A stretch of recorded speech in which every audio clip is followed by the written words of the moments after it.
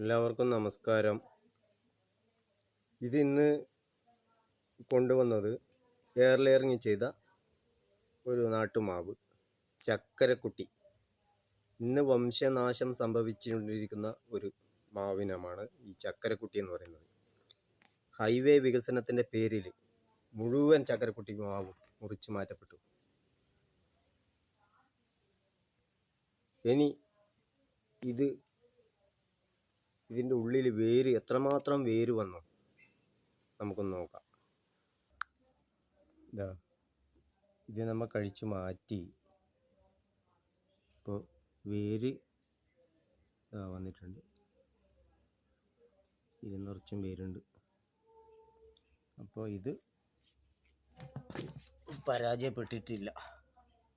ഇപ്രാവശ്യത്തെ ഈ മഴ കാരണം വെള്ളം ഇറങ്ങിയതാണ്, അതായത് ഇങ്ങനെ അടർന്നു വീണത്.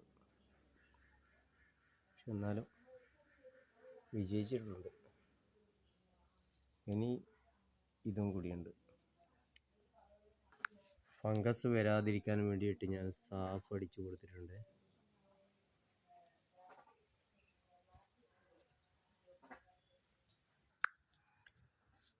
ഇനി നമുക്ക് ഈ ചട്ടിയിലേക്ക് ഇത് സെറ്റ് ചെയ്യാം. ഇത് ഈ ചട്ടീൻ്റെ അടിവശത്ത് നല്ല 4 വെള്ളം വാർന്നു പോകാൻ വേണ്ടിയിട്ട് 4 ദ്വാരം ഇട്ടിട്ടുണ്ട്.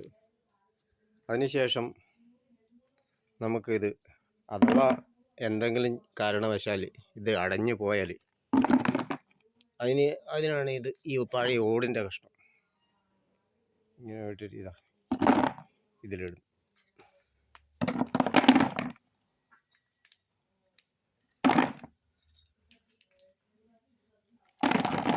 ഒരു ലെയർ ഓടിൻ്റെ കഷ്ണം ഇതിൽ ഏറ്റവും അടിയ വശത്ത് കൊടുക്കുക.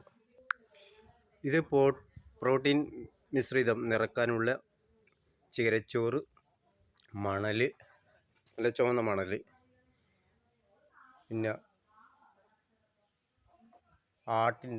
ആട്ടിൻ കാഷ്ടം നല്ല പൊടിഞ്ഞതായിരിക്കണം. ഇത് തുല്യ അനുപാതത്തിൽ നമുക്ക് ഇതിലേക്ക് നിറക്കാം. ഇതിന് വേര് കുറവായതുകൊണ്ട് കുറച്ച് റൂട്ടക്സ് പൗഡർ ഇതിൽ ചേർക്കുന്നുണ്ട്.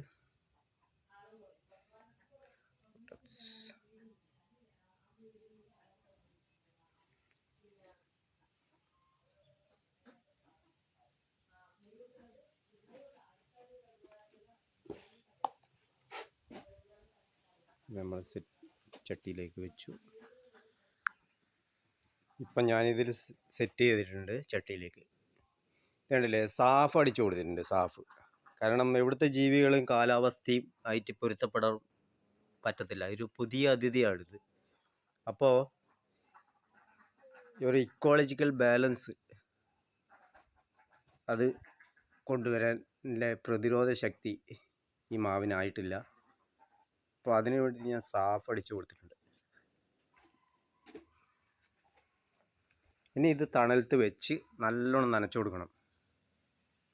ഒരു 2 ആഴ്ച ശരിക്ക് ഇതിനെ നല്ലപോലെ നനക്കണം. സ്പ്രേ ചെയ്തിട്ട്, അധികം നനക്കാൻ പാടില്ല, സ്പ്രേ ചെയ്ത് നനക്കണം. Okay, by.